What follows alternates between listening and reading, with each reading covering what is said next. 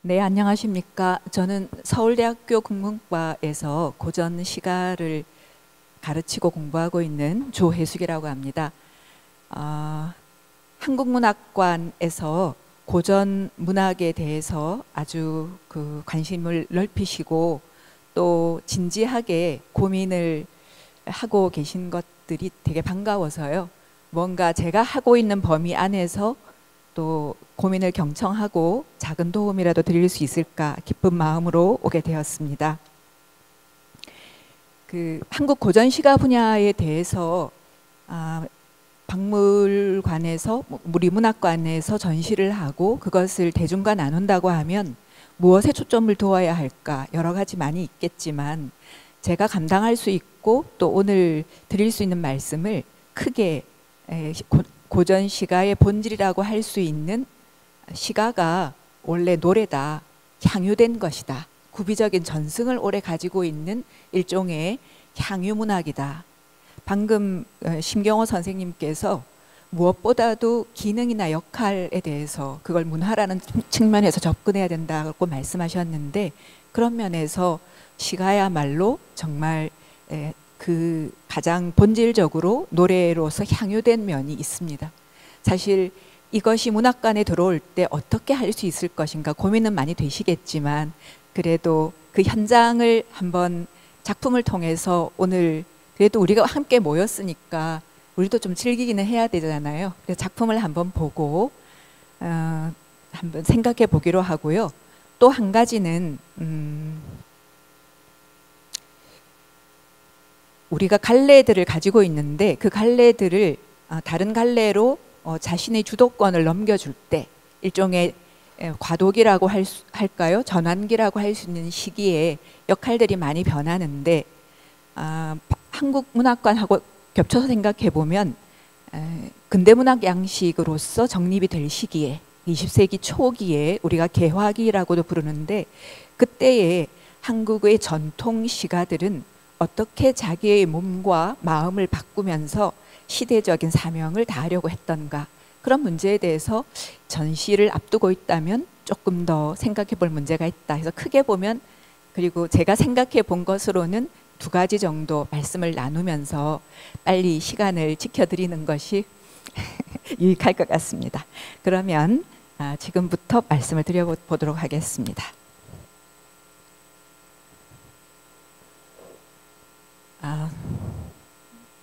말씀드릴 것은 그래서 그냥 이렇게 크게 잡았습니다. 지금 두 번째, 세 번째에 있는 게 본론이고요. 첫 번째는 우리가 전통, 한국 고전 시가라고 할 때 떠올리는 전통이나 고전의 말들 여기에 대해서 무엇라고 생각을 하고 있는가.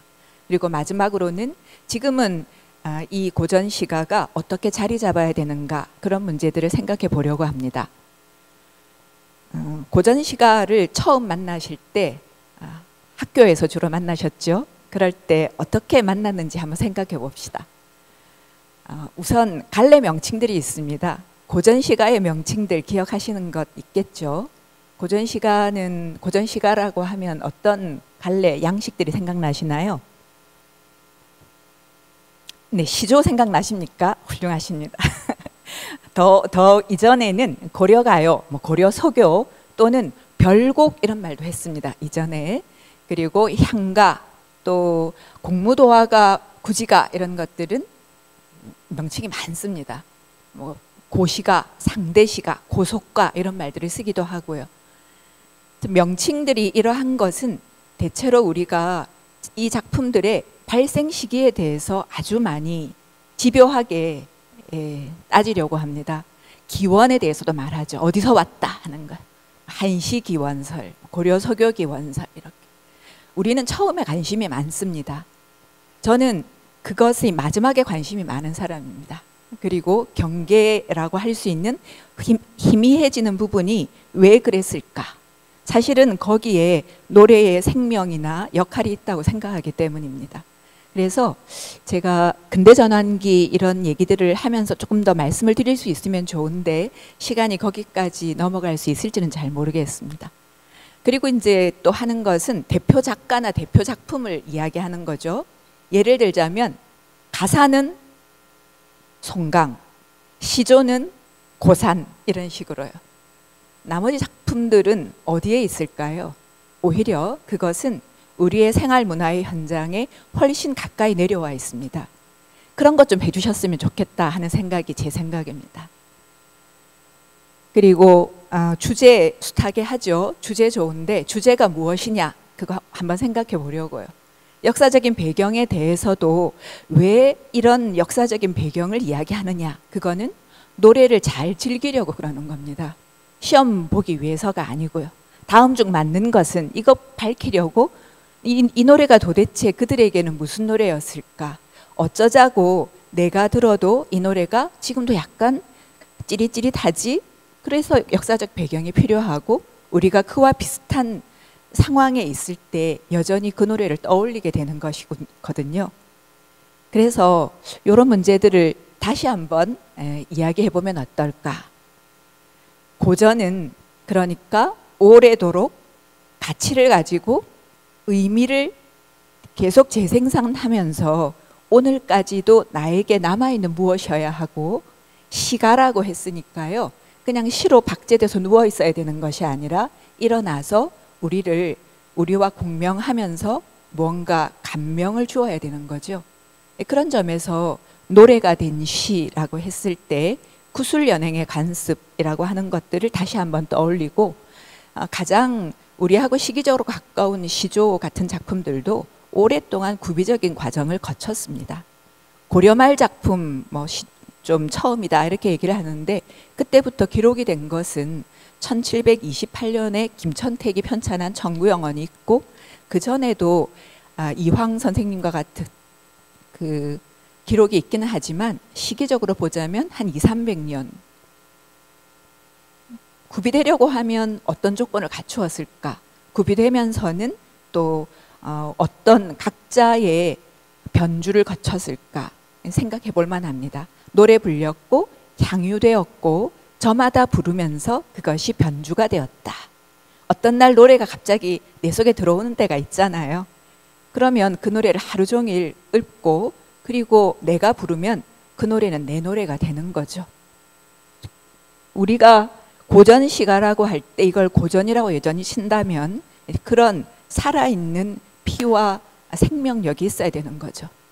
한국문학관에서는 이제 다른 전시를 하시겠지만 실제로 그 인천에 있는 문학관에 우리 시가에 대해서도 관심을 많이 가지고 아주 조사를 많이 하셨는데 그런 조사들이 기록에 가리워져서 작품들은 박제된 채로 그것의 생명력이나 피와 그 속에 담겨 있는 감정들을 다 소거하고 고이 박제된 채로 걸려 있는 것이 많습니다.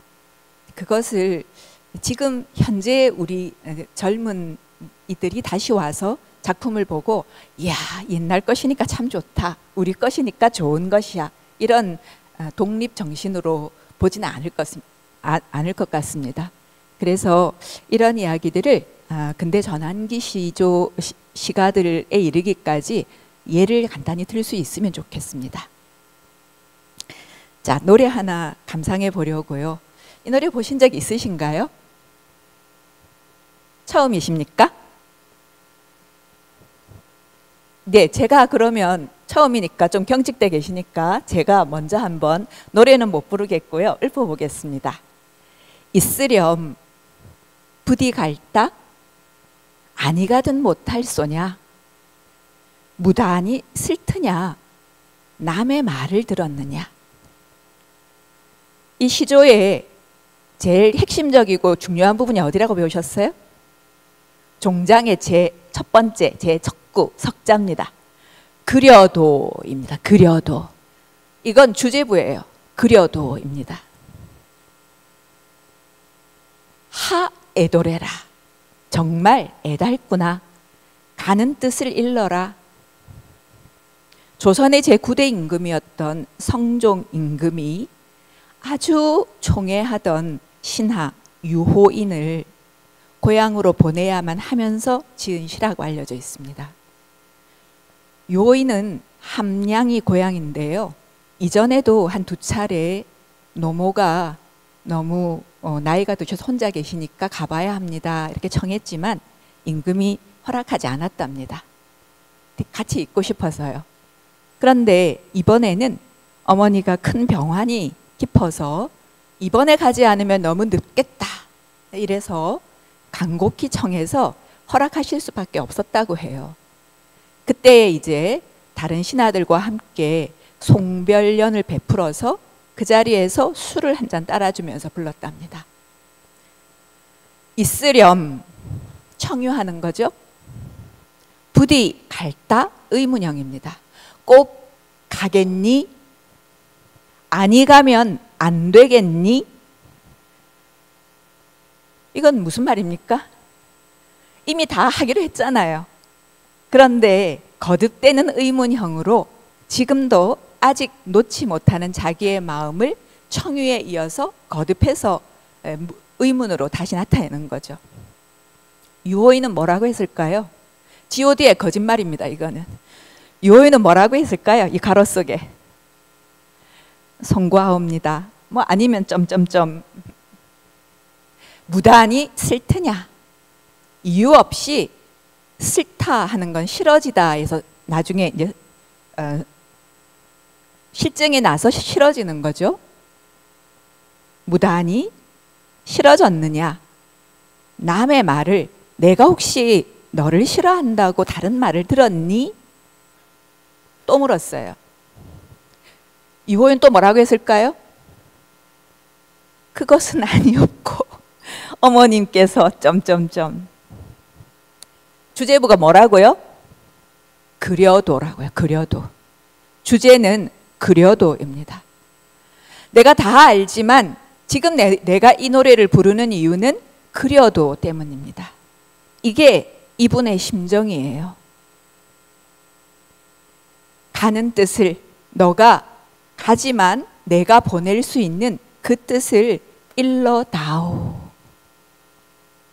성종 임금이 어떤 분입니까? 경국대전 학술 편찬하고 유수한 많은 문인들을 격려하고 스스로도 아주 높은 학술적 위치에 있는 분인데 이분이 이때 자신의 심정을 노래할 수 있는 것은 한자는 하나도 안 들어간 순수한 고유어로 된 우리말 노래였다고요.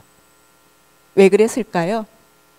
이렇게밖에는 표현되지 않는 심정이 있는 거죠. 그려도 하는 이 심정이요. 이런 노래를 들은 신하는 어땠겠습니까? 하지만 감동했겠죠. 그리고 자신이 있었던 그곳을 이 임금을 끝까지 아마 기억했을 것입니다. 실제로 이러한 일화를 전하는 차철로의 오산설림에 의하면 이 노래가 불려지는 그 상황에서 함께 온 신하들이 모두 같이 울었다라고 되어 있습니다. 노래는 그런 것입니다. 왜 시조가 당시에 대체할 수 있는 다른 갈래들이 있었는데도 발생하고 또 불리게 되었는가 생각하게 하는 부분이죠. 번호로 표시한 1부터 5까지는 이게 전문가한테 불릴 때 우리가 흔히 시조창, 가곡창 이렇게 나누는데요. 가곡창은 이렇게 5부분으로 불립니다. 그러니까 지금 그려도라고 하는 제4장은 중장의 한 장 전체하고 같은 길이를 갖거든요. 어마어마하게 높고 낮게 따라 부를 수 없도록 여러 가지 미학적인 장치를 가지고 불립니다. 저거 립싱크도 잘 못합니다. 저도 조순자 선생님께 3년 배웠는데 저 부분을 혼자 부르지 못합니다. 들으면 아 여기구나 알 수 있을 정도로 거기에 아주 그 음향이 그러니까 이 노래가 아니더라도 다른 노래로 하시더라도 그 노래의 음원은 반드시 같이 하셔야 될 것 같습니다. 감정의 곡진함이 드러나는 부분이죠. 오랫동안 불렸습니다. 이 노래가. 그래서 또 하나 말씀드릴 것은 사실 성종만 그 노래가 필요했던 건 아닌 것 같습니다. 이런 일화와 함께 이 시조가 해동가요, 그러니까 18세기 중엽의 해동가요의 표제작처럼 보이는 저 작품이 실려 있지만 2012년에 고려대에서 나온 고시조 대전에 보면 이 시조를 약간의 주로 종장입니다. 종장이 변주되어서 나오는 작품들이 이렇게 지금 총 7개의 변주 가사가 있고요. 뭐 군집이라고도 하고 변주 가사라고도 합니다. 노랫말들이 조금씩 막 바뀌는 거죠. 그리고 저것이 실려 있는 가집들을 보면 20세기 초의 가집까지 있습니다. 각자 자기가 그때 처한 형편에 따라서 성종의 마음을 생각하면서 부르기도 하지만 자신이 처한 어떤 여건에 따라서 부르기도 한다는 것입니다. 그러면 제일 아래에 있는 노래 아니면 그 6번에 있는 노래 같으면 사생결단하리라 이런 말들은 지금 상황이 많이 달라진 거죠. 그리고 열놈이 백마를 하여도 이미 짐작하소서 이런 말들은 사실 굉장히 수평적인 관계에서 무언가 절박한 심정이긴 하지만 다른 갈래로 왔습니다. 그러면 이 노래는 가짜일까요? 성종의 노래가 진짜 표제작이다 라고는 할 수 있어도 이것은 대표작이니까 나머지 작품들은 없는 것처럼 생각해 온 게 우리가 이 시조를 보아온 방식이었습니다. 그러나 내가 여러분이 오늘 아침에 부르고 그것이 마음에 와닿아서 하루 종일 흥얼거리게 되는 노래는 내 노래입니다. 그 노래를 내가 부를 때 지금 있는 것처럼 전이마 한 말만 하소 사생결단하리라 라고 부를 수 있었던 것은 이 사람들이 노래 부를 수 있는 청취자의 능력인 거죠. 그러니까 사실 시조라고 하는 것들은 다른 모든 노래와 마찬가지로 이것이 구술 연행되면서 저마다 누구나 각자의 자리에서 자기 노래로 불릴 수 있었다고 하는 증거가 지금 있으렴 같은 작품인 거죠. 저 작품은 지금 이 조사에 의하면 7개의 변주 가사들을 군집을 가지면서 49수 남아있다고 되어 있습니다. 더 발견될 수도 있겠죠.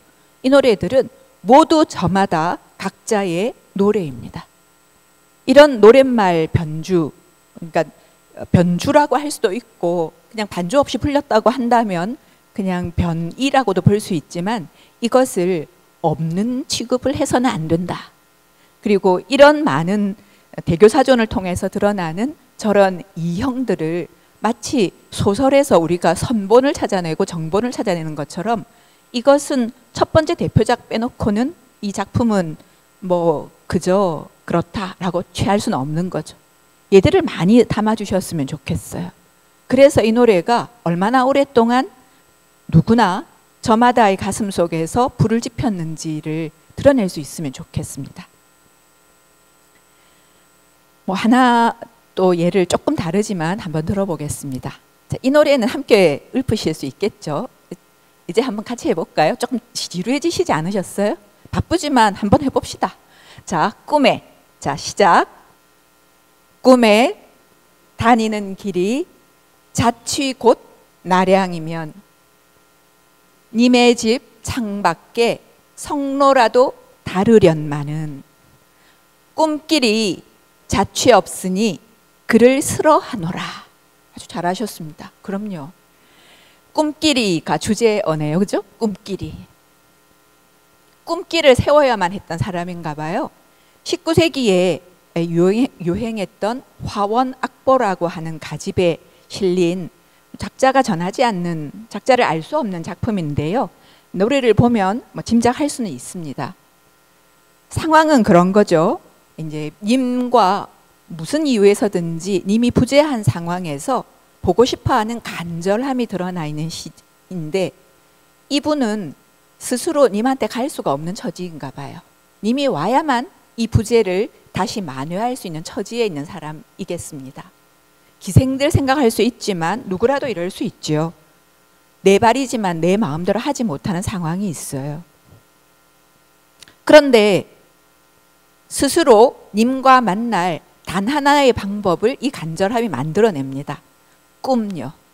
꿈에선 볼 수 있다고요. 근데 꿈속에 가서도 님한테 바로 안길 수 있습니까? 그렇게 못했어요. 이 사람의 처지는 님과의 거리를 창을 세워야만 하는 사람입니다. 창 밖에서 님을 바라보고 발길을 돌려야 되는 사람이라고요. 이 사람은, 이 시적 자아는 이 님과 자신이 어떤 정도의 거리에 있을 때 가장 완전할 수 있는지를 아는 사람입니다. AI는 몰라요. 이걸 어떻게, 그러니까 우리가 이 심정을 전할 수 있는가, 그런 것들 생각해 볼 수 있죠. 그래서 꿈을 통하고 창을 세워서 스스로의 간절함을 정하는 사람이에요. 그런 게 진정한 사랑의 주제자 아닙니까? 님이 아니면 나는 끝났다, 이렇게 할 수 있는 멋진 사람들이 없어요. 여기는 스스로 내 사랑을 내가 끝까지 할 수 있는 방법을 세우는 사람들이 있다고요. 멋지죠? 흥미로운 것은 그 전에 16세기 여류 문인으로 헌한서름과 함께 명나라에 소개되었다고 하는 이옥봉이라고 하는 문인, 그죠? 조원의 소실로 조씨 가문의 그 가림세고 부록으로 옥봉집을 남겨서 32편의 시를 남겼다고 되어 있는데요. 그 중에 한 시인, 고등학교 교과서에도 소개되었던 몽혼이라고 이름을 붙인 시가 있어요. 근데 이 시를 한번 보세요. 근래안부 문여하 월도 사창 첩한다. 약사몽원 행류적 문전 성로 반성사. 여기에서 한시의 제3구는 시조의 초장으로, 한시의 제4구는 시조의 중장으로 갔죠. 그러면 16세기 이옥봉의 시가 19세기 화원 악보에서 다시 살아났으니 이건 표절이 아닙니다. 사실 저 몽혼에 있는 이러한 그 시적 자아의 심정에 공감하고 또 이것이 일으킨 반향이라고 하는 것들이 갈래를 달리해서 시조라는 형식으로 다시 차용되면서 변주되고 그것이 종장에 주제부를 다시 얹어서 유행했다고 볼 수 있겠죠. 저 꿈에 다니는 길이 하는 시조는 19세기에 있는 가집에만 10여 종가량 실려 있다고 합니다.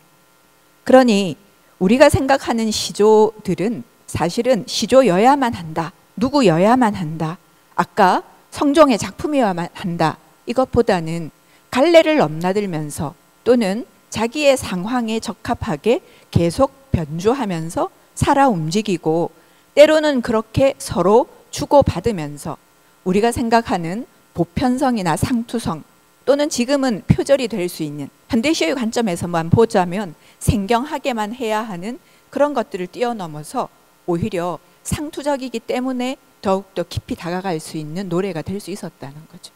그렇게 보자면 시조라고 하는 것이 무엇인가라고 할 때 예를 들자면 상투성이 나와서 말씀인데요. 여기에 있는 초려삼간, 달, 청풍, 강산 이런 것들을 고등학교 교과서에서 그냥 박제된 채로 눕혀놓기만 하면 에이 또 이런 이야기를 하다니 라고 생각할 수 있지만 이 송순이라는 어른이 면항정가 가사작가로만 알려져 있지만 실제로 27세 때 급제를 해서 31세 때 벼슬살이를 나가서 그 이듬해에 아버님이 돌아가셔서 고향인 담양에 와서 심요살이를 하는 중에 나중에 내가 혹시 다시 고향에 돌아온다면 작은 정자라도 짓고 싶다라고 해서 부지를 구입하고 아시는 것처럼 다시 벼슬살이를 하러 갔다가 당시에 권력자였던 기말로에 아주 극심하게 맞서다가 파직을 당해서 41세 때 다시 귀향을 하게 되거든요. 그때 이제 정자를 짓고 그것을 기뻐하는 작품을 두 수를 지었는데 그 중에 첫 수인 거예요. 그러니까 이때 이 사람의 10년을 경영하여 이것은 온전히 정말 현장에 생동하는 경험적인 언어인 거죠. 초려 삼간, 아주 지금도 가보면 작지만 그건 중건된 것이고요. 처음엔 정말 아주 작은 것이었다고 해요. 그럴 때 이 자신의 심정, 그런 정치적으로 내가 내침을 당했다. 그리고 거의 억울하거나 저항하거나 하는 반동의 언어를 다른 식으로 쏟아내지 않고 자신의 마음 속에다가 감춰두지만 않고 노래로 부를 수 있었다. 그렇게 보면 이 노래는 얼마나 고마운 노래입니까? 실제로 그래서 그 이후에 다시 복귀되기도 했지만 오래 살았어요. 송수는 당시로 보자면 연시조를 남긴, 집에 돌아가서 다시 연시조를 남긴 많은 분들이 평균 수명보다는 훨씬 더 살았습니다. 눈물만 흘릴 수 있으면, 말만 할 수 있으면, 거기다 더해서 노래할 수 있으면 사람을 살립니다. 그 노래들이 지금 남아있는 이 노래들이고요. 그러니까 이 시조들이 뻔한 시조다라고 하지만, 이 뻔하다고 하지만 이런 상황에 공감하는 사람들은, 네, 저기 메모 왔습니다. 빨리 끝내야 됩니다. 공감하는 사람들은 이걸 통해서 사실은 이제 거듭해서 노래로서 향유되고 다시 살아나고, 그러니까 머릿속에 있는 사유의 언어가 아니라는 거예요. 이것이야말로 경험하고 행동하고 현장에 살아있는 언어들이거든요. 그걸 살아나도록 할 수 있는 방법을 많이 모색해 봤으면 좋겠습니다. 여기 한국문학관에서도 청구영원 하나 구매하셨다고 제가 들었는데요. 가집 얘기가 나와서 말인데, 가집들이 그냥 노래 목록만 수록하고 있는 거 아닙니다. 이 정두경 같은 이분의 노래는 사실 여기 이 기록에 보면, 이건 김천택 청구영원의 기록인데, 여기 보면 정두경 시조가 166번에 있고 그 시조의 서문, 배경이 되는 거를 써놨는데 이게 아주 흥미로운 시조입니다. 정두경은 이 글을 쓴 홍만종과 한 50년 선배입니다. 그런데 아주 어려서부터 홍만종을 아꼈고, 홍만종이 20대 때 병을 칭하고 집 밖으로 절대 안 나오니까 찾아간 거예요. 찾아갔는데 마침 임유후나 김득신 같은 인물들도 차례로 와가지고, 자, 오늘 우리가 왔으니 술 한잔 걸치고 한번 잘 놀아보자. 그렇게 해서 노래를 부르는데, 노래를 부를 때 먼저 임유후가 한시절구 지었고 동명에게 한 수 지어주시지요. 약자가 먼저 했으니 지어주시지요. 했는데 우리 노래는 그렇게 우리 모임은 그렇게 정해진 거 없다. 시 짓는 사람은 시 짓고 노래 부를 사람 노래 부르고 춤출 사람 춤추자. 나는 지금부터 노래 부른다라고 하고 흰 머리를 휘날리면서 노래를 불렀던 게 아까 그런 노래래요. 문병 가서 이 정도 되면 멋진 분들 아닙니까? 그것도 50년 선배들이 와서요. 이런 것들을 가집 이야기할 때 가집이 최초다, 최고다 이런 말보다 훨씬 더 많이 참조해 주셨으면 좋겠습니다. 그래서 아까 이게 드린 말씀인데, 우리 시조라고 하는 것들, 시가라고 하는 것들은 사실은 포괄의 원리를 가지고 동일화의 미학을 지향하면서 원 텍스트와 친화적인 거리를 조성하는 노래들이다.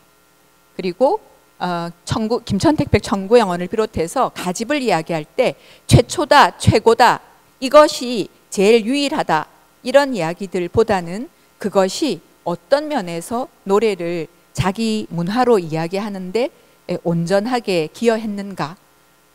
그래서 너무 단선적으로 작품을 구매할 때, 가집을 구매할 때는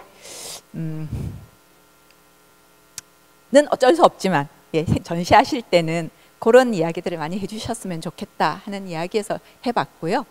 이제 마지막으로 짧게 3분 안에 끝내야 하는데, 20세기 초의 시조들에 대해서, 시가들에 대해서도 드릴 말씀이 있습니다.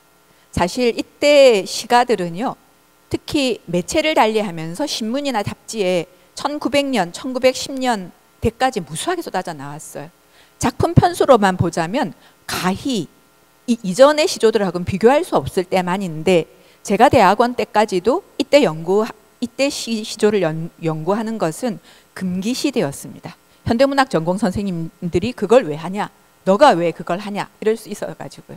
근데 사실은 21세기가 되었고 이때의 시조들이 물론 지금 우리가 보았던 고시조들하고는 향유의 향경이 다르고 이제 매체에 얹혀가지고 사람들에게 글로 전달된 거잖아요. 그리고 다르고, 그리고 그것의 성격도 많이 달라졌지만 계몽성이나 저항성이나 운동성만 지닌 것만이 아니라 이때의 작품들이 특히 1910년대에 나온 저런 그 잡지에 있는 신문세계나 신문계에도 시조들이 꾸준히 실렸거든요. 그런 걸 보면 이것을 신문이라고 했다니까요. 그러면서 다시 불러냈어요. 이것의 역할이 있었고 이것이야말로 지식인들이 아주 실생활의 문화적 잡지 같은 것들인데 그것 속에서 시조들을 활용해서 부수에도 기여하고 또 청년들에게 새로운 인식을 고취하고자 하는 흔적들, 그런 흔적들을 좀 봐주시면 좋겠다 하는 거고요. 여기 용어들이 가곡이 있고 사조란의 한시 밑에 있기도 하고요. 그 다음에 저기 쓰인 것처럼 그냥 우리가 시 말하는 시조라고 하기도 하고요. 그리고 고금 가요의 연혁이라고 할 땐 저것도 가요라고 하기도 했는데요. 사실은 이것을 보면 1910년대까지도 시조라는 명칭이 그렇게 확정된 것은 아니고 또 음악적인 표지가 완전히 사라진 것도 아니었어요. 그래서 1920년대 중반에 시조 부흥 운동에 이르기까지 사실 우리는 1910년대 같은 건 거의 없는 시대라고 생각을 하고 있지만 이제 21세기가 되었고 우리도 좀 찬찬히 20세기 일제강점기의 흔적을 털어낼 때가 되었으니까 스스로는 우리가 왜 이러한 1910년대나 20년대의 흔적들을 있는 그대로 복원을 하면서 객관적으로 조망을 하는 것이 필요한가. 이 시기에 전통 시가는 왜 신시들의 자신을 온전히 넘겨주는 것이 아니라 과감한 형식적인 변모와 주제적인 일탈을 감행하면서 자기 시대의 역할을 수행하려고 했는가. 그런 데 대해서 좀 깊이 있는 많은 작품을 이야기하지 않더라도 깊이 있는 주가 달렸으면 좋겠다. 이런 생각으로 한번 준비해 봤습니다. 그래서 이제 이렇게 된다면 우리 고전 시가도 삶의 현장에서 누구나 저마다 따라 부르고 또 때로는 읽으면서 지금 나의 노래로 다시 부를 수 있지 않을까 생각해 봤습니다. 준비해 주시고 함께 해 주신 선생님들 감사합니다.